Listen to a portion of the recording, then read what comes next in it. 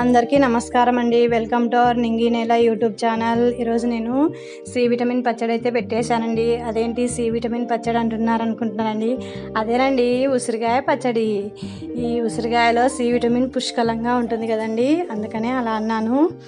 ఈ ఉసిరికాయ తినడం వల్ల కంటికి, జుట్టుకు, అరుగుదలకు, ఆరోగ్యానికి చాలా మంచిదండి.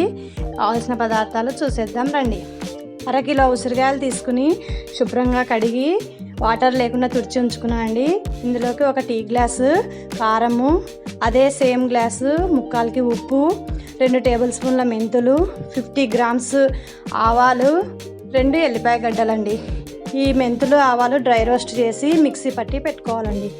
ఇప్పుడు 1/2 కిలో నూనెలో బాగా గోల్డెన్ బ్రౌన్ కలర్ వచ్చేంత వరకు ఈ ఉసిరికాయలని వేయించుకోవాలండి. ఇవి ఏగాయా లేదా అని ఒక ఫోర్క్ సహాయంతో చెక్ చేసుకోవచ్చండి.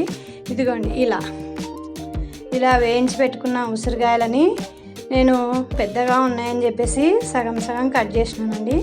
ఇప్పుడు ఇందులోకి కారము, ఉప్పు,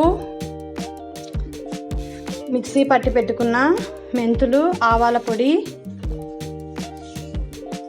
పొట్టు తీసి పెట్టుకున్న ఎల్లిపాయలు, ఇవన్నీ బాగా కలపాలండి. ఇందాక మనము ఉసిరికాయలు వేయించి పెట్టుకున్న ఆయిల్ ఉంది కదండి, ఇది చల్లగైన తర్వాత ఇందులో పోసి కలపాలండి. కలిపేసి ఒక పెద్ద సైజు నిమ్మకాయ అయితే నేను ఇందులోకి పిండినానండి రసము.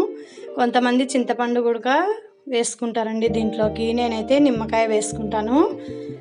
ఇంతేనండి, పచ్చడి అయితే రెడీ అయిపోయింది. ఇది 1 ఇయర్ వరకు పాడవదండి, వాటర్ ఏం తలగకుండా చూసుకుంటే.